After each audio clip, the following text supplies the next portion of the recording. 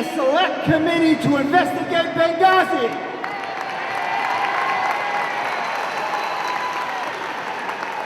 The Tunisians have somebody there that has been involved in Benghazi.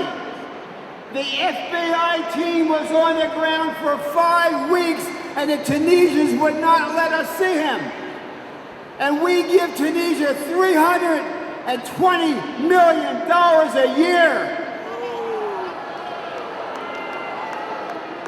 There is a person that the Morsi government, the Muslim Brotherhood government of Egypt, has under arrest who is involved in Benghazi.